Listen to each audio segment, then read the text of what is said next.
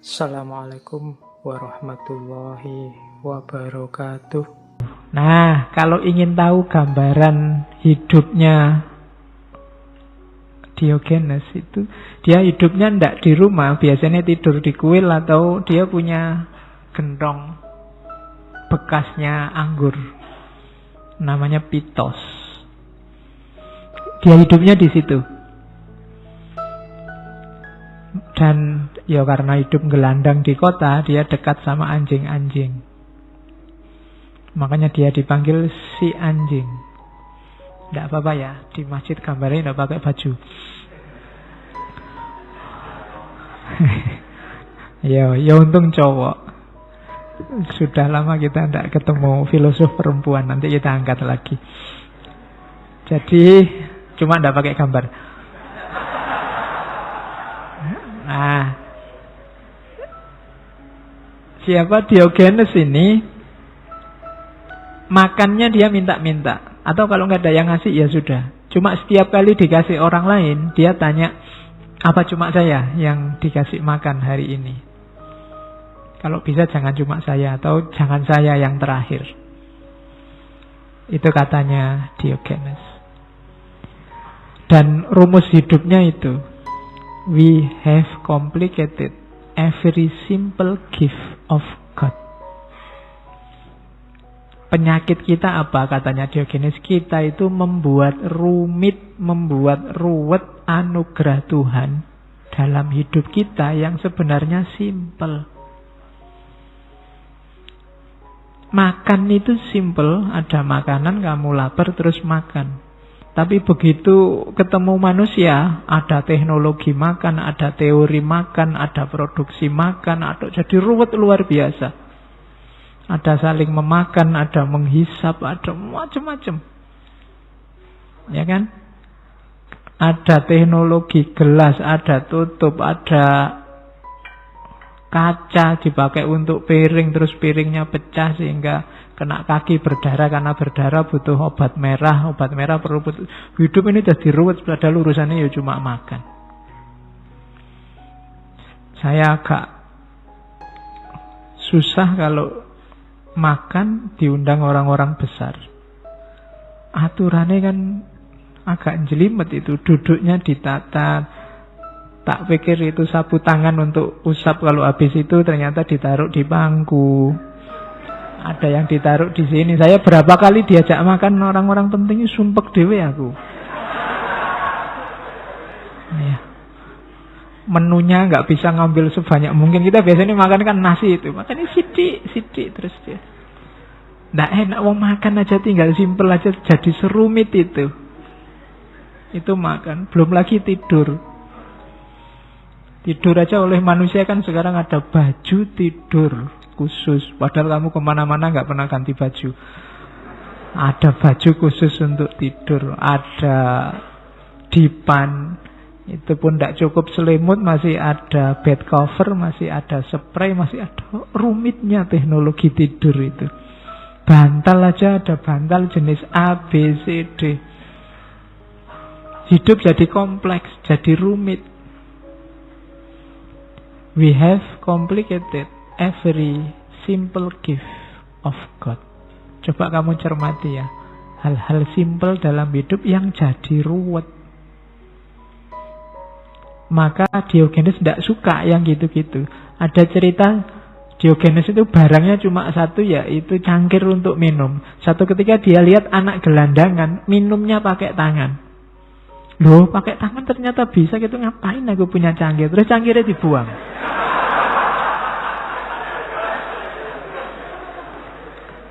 Ya kan? Loh, mungkin pertimbangannya Diogenes, aku punya cangkir terus sebagian hidupku ada porsi untuk nyimpen cangkir, naruh cangkir pada tempatnya, nyuci cangkir biar selalu bersih, ngentak-ngentak waktu. Ternyata pakai tangan aja bisa kok. Nah itu rumus dari Diogenes. Mbok ojo ruwet-ruwet. Hidup ini, we have complicated every simple gift of God. Semua bidang hidup sekarang ada kode etiknya masing-masing. Jalan aja diatur sekarang. Apalagi jalan yang sopan, jalan yang tidak sopan, ada rumusnya. Rambut juga diatur. Apalagi yang nggak diatur, semua diatur. Pakaian juga diatur, dan macam-macam. Katanya Diogenes, itu mempersulit diri sendiri. Ternyata peradaban manusia itu rumusnya adalah membuat rumit hal-hal yang simpel. Padahal dia hidup gelandang, tidur sak-sake, macam-macam itu sehat, seger gitu kan, gagah. Hidupnya dikelilingi anjing-anjing. Nah, itu Diogenes. Maka ada beberapa rumusan dari Diogenes. Gimana caranya hidup yang baik? Hidup yang baik itu hidup yang alamiah. Ternyata peradaban manusia hari ini adalah peradaban yang menjauhkan manusia dari hal-hal yang alami. Adat istiadat budaya itu bikinan manusia, membuat ruwet hidup manusia, yang itu dibikin oleh manusia dengan rumus cari enak. Orang bikin baju, orang bikin dipan untuk tidur, orang bikin cangkir. Itu kan kriteria bikinnya pertama itu kan nyari enak, nyari nyaman. Ternyata hasilnya malah bikin ruwet. Sudah ndak alami, malah bikin ruwet. Maka hidup ini katanya Diogenes pakai standar yang alamiah. Yang alamiah itu gimana? Yang minimal. Bahkan dalam tanda petik itu sebenarnya tanpa masyarakat. Tanpa masyarakat itu tanpa sibuk diatur-atur oleh adat istiadat budaya yang hanya bikin ruwet. Makanya tokoh hari ini kita sebut manusia alternatif. Nggak gampang hidup kayak gini. Kamu mungkin masih belum bisa. Jangankan ninggal tidur enak, ninggal dipan, ninggal kasur. Kamu ninggal HP aja yang nggak terlalu penting kan nggak kuat sekarang. Nggak bisa. Jadi kita semakin tidak alami. Apakah itu secara sosial, secara politik, secara budaya. Dulu secara sosial kita akrab sama orang lain, face to face, ketemu, tidak butuh apa-apa. Sekarang mau menyapa saja mahal, butuh HP, harus bayar pakai kuota. Padahal kos-kosannya sebelah kamar aja deket. Tapi kan dadak kamu WA, butuh internet, butuh kuota, bayar. Barang simple jadi ruwet. Kita tidak alamiah lagi. Dan kehilangan kemampuan-kemampuan naluriah yang alami. Sekarang kita kalau ingin tahu suhunya kira-kira berapa, butuh termometer. Dulu simbah-simbah kita itu pintar membaca alam itu. Oh ini sudah waktunya mau kemarau, oh ini sudah waktunya musim hujan, oh ini sudah kalau hawanya kayak gini ini sudah bisa ngerti. Oh kalau ada burung anu lewat itu bisa membaca secara luar biasa lingkungan sekeliling. Tapi kita tidak bisa sekarang. Kenapa? Kita jadi manja. Kita banyak tergantung oleh peradaban-peradaban produk-produk budaya yang tujuannya semula mengenakkan kita, tapi hasil akhirnya membuat kita ruwet, tidak alami. Nah itu tantangan dari Diogenes. Berani nggak meninggalkan itu semua? Ayo hidup yang alami. Ada yang tanya ke Diogenes, kira-kira hidup alami itu contohnya apa? Secara insting nomor 1 binatang. Binatang itu alami. Tidak ada binatang kok post-truth itu tidak ada. Binatang itu lapar ya lapar, suka ya suka, mau ya mau, ndak ya ndak. Yang kedua manusia primitif, itu masih lurus, masih lugu. Kemudian peradaban-peradaban dalam tanda petik mungkin barbar. Itu masih alami. Kalau hari ini mungkin masyarakat-masyarakat pedalaman. yang belum tersentuh banyak oleh adat, oleh kebudayaan. Jadi back to nature, kembali jadi manusia yang alamiah, manusia yang jadi manusia. Karena banyak manusia yang sekarang tidak jadi manusia. Ada cerita satu ketika Diogenes ini membawa lampu siang-siang ke pasar sambil teriak-teriak, aku mencari manusia. Jadi itu sindiran luar biasa. Bagi Diogenes kita ini sudah bukan manusia hari ini.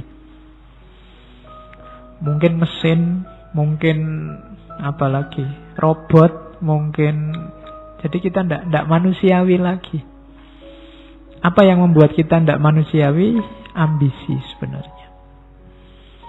Jadi Diogenes ini dikenal sangat berambisi untuk tidak berambisi.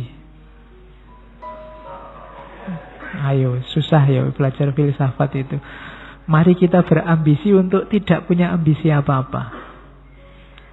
Yang bikin kita tidak manusiawi itu sebagian besar adalah ambisi kita.